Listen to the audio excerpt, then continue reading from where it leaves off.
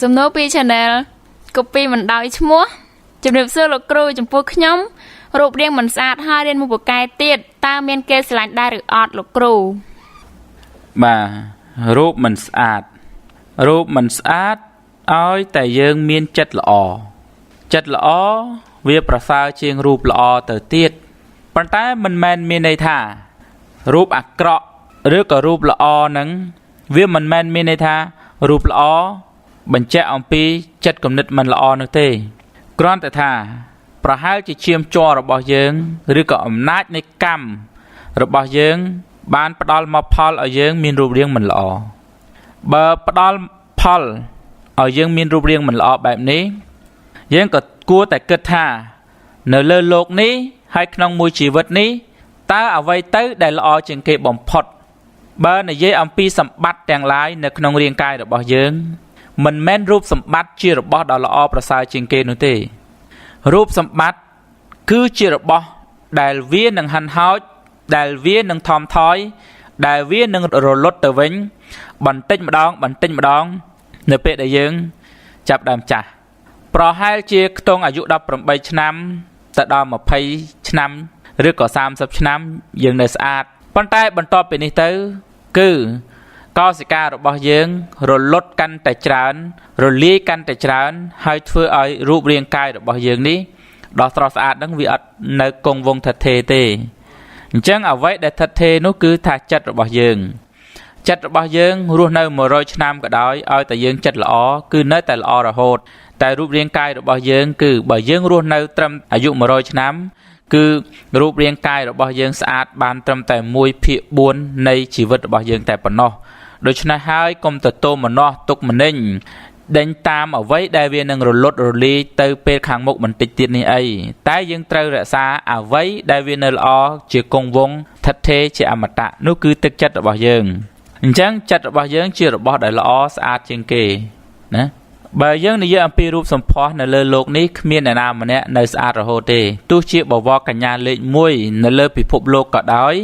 ในเป็ดได้บอกกัญญานุอายุ80 นามหายตาสะอาดได้หรือเต้ตัวจิตท่าเพราะสังหาในเลือโลกนั่งก็ได้เล็กมวยก็ได้ได้ในเป็ดได้จักเตออย่างไม่ได้อันนี้ยังในเยปีรูปอัฐเทเตรูปวิการให้เราลดการให้เราลดใต้สเปียแวะระบจัดระบยังนี้คือท้า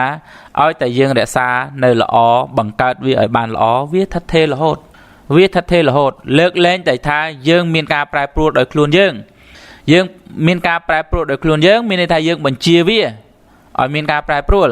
tai chấm puรูปเรียงกายរបស់យើងទោះយើងមិនបញ្ជាវាឲ្យចាស់ក៏វាត្រូវតែចាស់ដែរចំពោះដែលថារៀនមិនប្រកែវាមកពីសេចក្តីព្យាយាមរបស់យើងឬក៏មកពីការចូលចិត្តឬមិនចូលចិត្តរបស់យើងទេអញ្ចឹងដើម្បីឲ្យយើងរៀនប្រកែយើងត្រូវកំណត់គោលដៅឲ្យបានច្បាស់លាស់ថាយើងស្រឡាញ់ពេញចិត្តលើអ្វីមួយយើងកំណត់គោលដៅថាយើងចង់ខ្លាចជានរណាហើយយើងទៅជ្រើសរើសមុខវិជ្ជាដែលយើងរៀនហ្នឹងគឺរៀនឲ្យចំអ្វីដែលយើងស្រឡាញ់ចូលចិត្តហ្នឹងទៅពេលដែលយើងស្រឡាញ់ចូលចិត្តហើយយើងរៀនបានពុះពៀគ្រប់ឧបសគ្គមិនធុញទ្រាន់មិននឿយណាយមានទឹកចិត្តពេញមួយថ្ងៃមានកម្លាំងចិត្តពេញមួយថ្ងៃមានកម្លាំងចិត្តផុសផុលក្នុងការរៀនសូត្រឲ្យតែយើងបានជ្រើសរើសអ្វីដែលយើងស្រឡាញ់ពេញចិត្តទៅតាមគោលដៅនៃជីវិតរបស់យើងប្រកាសជាយើងរៀនបានប្រកែមនុស្សយើងមិនអាចរៀនបានប្រកែគ្រប់មុខទាំងអស់នោះទេប៉ុន្តែមនុស្សយើងនឹងរៀនប្រកែចំពោះអ្វីដែលខ្លួនស្រឡាញ់ពេញចិត្តអញ្ចឹងបើក្នុងជីវិតរបស់យើងនេះយើងបានរៀនប្រកែនៅអ្វីដែលយើងស្រឡាញ់ពេញចិត្តហើយប៉ុណ្ណឹងបានហើយអាពី300មុខវិជ្ជាទៀតមិនបាច់ប្រកែក៏បានដែរបាទអញ្ចឹងចំពោះរូបមិនស្អាតក៏ហើយចុះឲ្យតែចិត្តរបស់យើងស្អាតហើយចំពោះការរៀនមិនប្រកែក៏ហើយចុះឲ្យតែយើងប្រកែរៀនអញ្ចឹងការព្យាយាមរបស់យើងប្រកែរៀននឹងធ្វើឲ្យយើងរៀនប្រកែហើយចំពោះដែលថាតើមានគេស្រឡាញ់ដែរឬអត់ចំពោះរឿងដែលថាមានគេស្រឡាញ់ដែរឬអត់នោះវាមិនសំខាន់ទេវាសំខាន់តើយើងស្រឡាញ់គេដែរឬអត់អ្នកដែលស្រឡាញ់យើងអត់សំខាន់ទេតែអ្វីដែលសំខាន់គឺអ្នកដែលយើងស្រឡាញ់បានជាថាអ្នកដែលស្រឡាញ់យើងមិនសំខាន់នោះមានន័យថាជប់បើសត្រូវស្រឡាញ់យើងជប់បើមនុស្សដែលយើងមិនស្រឡាញ់គាត់ស្រឡាញ់យើងអញ្ចឹងតើវាមានន័យអ្វីខ្លះសម្រាប់ជីវិតរបស់យើងដែលមានន័យសម្រាប់ជីវិតរបស់យើងគឺយើងស្រឡាញ់គេ វាចេញមកពីមនោសញ្ចេតនារបស់យើងឬអារម្មណ៍រំភើបរីករាយរបស់យើងឯនេះទៅវិញទេអ្នកដទៃមិនស្រឡាញ់យើងអត់មានបញ្ហាអីទេអ្វីដែលជាបញ្ហាគឺយើងត្រូវបង្កើតសេចក្តីស្រឡាញ់ហើយផ្ដល់ទៅឲ្យអ្នកដទៃឯនេះទៅវិញទេអញ្ចឹងឥឡូវនេះថាតើបើយើងនិយាយអំពីគូស្នេហ៍វិញតើយើងមានចិត្តស្រឡាញ់អ្នកណាបើយើងមានចិត្តស្រឡាញ់អ្នកណាយើងស្វែងរកចំណង់ចំណូលចិត្តមនុស្សដែលយើងស្រឡាញ់ហ្នឹងទៅហើយយើងធ្វើសកម្មភាពទៅតាមអ្វីដែលគេស្រឡាញ់យើងយកចិត្តទុកដាក់យើងប្រព្រឹត្តទៅតាមទឹកចិត្តដែលគេចង់បានទៅតាមអ្វីដែលគេចង់បាននេះប្រសិនបើយើងស្រឡាញ់គេអញ្ចឹងវិធីដែលយើងធ្វើឲ្យគេស្រឡាញ់ជាវិធីដែលកើតចេញមកពីភាពខ្នះខ្នែងរបស់យើង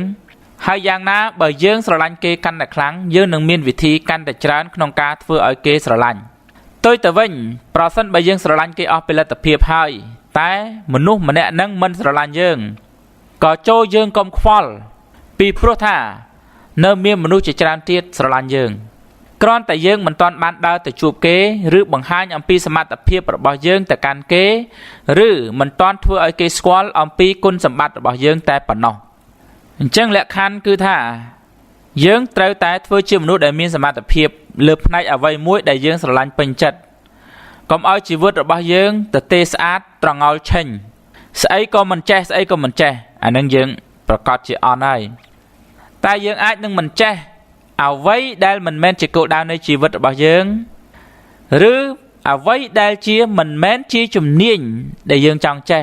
តែយើងត្រូវចេះអ្វីដែលពាក់ព័ន្ធនឹងគោលដៅជីវិតរបស់យើងឬជំនាញដែលពាក់ព័ន្ធទៅនឹងកិច្ចការអាជីពរបស់យើងអញ្ចឹងបើយើងចេះបានជំនាញណាមួយដែលបង្ហាញថាយើងមានសមត្ថភាពហើយនោះសមត្ថភាពរបស់យើងបូកជាមួយនឹងទឹកចិត្តដ៏ល្អផូរផង់ល្អស្អាតរបស់យើងនេះគឺយើងអាចនឹងទាញទឹកចិត្តមនុស្សយ៉ាងហោចណាស់ម្នាក់ឲ្យគេស្រឡាញ់ពេញចិត្តយើងមើលមនុស្សយើងណាកើតឡើងមកលើโลกនេះគឺមនុស្សគ្រប់គ្នាទាំងអស់សុទ្ធតែមានឥទ្ធិពលសុទ្ធតែមានអំណាចនៃអារម្មណ៍ទៅកាន់មនុស្សជុំវិញខ្លួនយ៉ាងហោចណាស់ម្នាក់អញ្ចឹងហើយបានជាយើងឃើញថាបងប្អូនយើងដែលធ្វើកិច្ចការងារយ៉ាងណាក៏ដោយក៏នៅតែមានមនុស្សស្រឡាញ់មនុស្សខ្លះពិការយ៉ាងណាក៏ដោយក៏នៅតែមានមនុស្សស្រឡាញ់មានអ្នកខ្លះទូចទៀបទឿយ៉ាងណាក៏ដោយក៏នៅតែមានមនុស្សយ៉ាងហោចណាស់ម្នាក់ស្រឡាញ់ហើយមានអ្នកខ្លះទៀតខ្មៅកតិលយ៉ាងហោចណាស់ក៏មានមនុស្សម្នាក់ស្រឡាញ់ហើយសូម្បីតែចោលប្លន់ដែលវាធ្វើទង្វើអាក្រក់ខូខើសាហាវជួជាតិក៏នៅតែមានមនុស្សដែលមានចរិតមាយាទស្រដៀងនឹងវានឹងស្រឡាញ់វាណាអញ្ចឹងយើងមើលថាតើមនុស្សយើងនេះវាកើតឡើងមកពីអ្វីដែលអារម្មណ៍របស់យើងអាចតាក់ទាញគេបានវាប្រកាសជាមកពីនិស្ស័យខ្លះហើយប៉ុន្តែនិស្ស័យទាំងអស់នោះក៏វាកើតចេញមកពីការបង្កើតរបស់យើងដែរគ្រាន់តែថានិស្ស័យឬបនិស្ស័យនោះវាជាការបង្កើតរបស់យើងពីមុនតែអំណេះតទៅមុខទៀតនេះយើងចង់ឲ្យនរណាម្នាក់ស្រឡាញ់យើងស្រឡាញ់អ្នកនងសិនទៅមានន័យថាយើងអាចបង្កើតអារម្មណ៍របស់យើងទៅមុនដើម្បីតាក់ទាញអារម្មណ៍របស់គេរឿងសេចក្តីស្រឡាញ់ដ៏ពិតប្រាកដនេះវាកើតមកពីបេះដូងទល់នឹងបេះដូងតាក់នឹងបេះដូងមានឥទ្ធិពលលើបេះដូងវាមិនមែនកើតមកពីកត្តាផ្សេងនោះទេរឿងកត្តាទ្រព្យសម្បត្តិរឿងកត្តាវត្ថុសម្បត្តិរឿងកត្តារូបសម្បត្តិវាគ្រាន់តែជាកត្តាបន្តបន្សំតែប៉ុណ្ណោះហើយកត្តានេះវាអត់ថិតថេរទេកត្តាដែលថិតថេរគឺចិត្តហើយនឹងចិត្តហ្នឹងពេលខ្លះរូបសម្បត្តិហើយនឹងរូបសម្បត្តិគ្រាន់តែកើតឡើងពីការអារម្មណ៍តែប៉ុណ្ណោះដែលឃើញស្អាតទៅក៏មានតម្រេចតណ្ហាកាមតណ្ហាចង់ណែបនិតចង់គៀកកាយចង់អោបថើបអីអញ្ចឹងទៅអញ្ចឹងវាអាចមិនមែនជាសេចក្តីស្នេហាពិតនោះទេវាគ្រាន់តែជាថាអាការអារម្មណ៍តែប៉ុណ្ណោះសេចក្តីស្នេហាពិតវាអាចមិនមែនជាតណ្ហាវាអាចមិនមែនជាកាមតណ្ហាហើយអ្នកខ្លះទៀតស្រឡាញ់ដោយសារទ្រព្យសម្បត្តិក៏វាអាចមិនមែនជាសេចក្តីស្នេហាពិតដែរតែដែលជាសេចក្តីស្នេហាពិតនោះហើយមានភាពប្រកបប្រជាគង់វង្សថិតថេរនោះគឺវាត្រូវតែជាសេចក្តីស្នេហាដែលកើតឡើងពីចិត្តហើយនឹងចិត្តគឺបេះដូងតាក់យកបេះដូងមានឥទ្ធិពលលើបេះដូងមានអន្តរកម្មលើបេះដូងអារម្មណ៍រំភើបញាប់ញ័រត្របាញ់ត្របោករកគ្នាទៅវិញទៅមកហើយក៏ចងសម្ព័ន្ធមេត្រីជាមួយគ្នាផ្នែកអារម្មណ៍ហ្នឹងបានឈានទៅដល់សម្ព័ន្ធភាពផ្លូវកាយ និងសម្ព័ន្ធភាពនៃជីវិត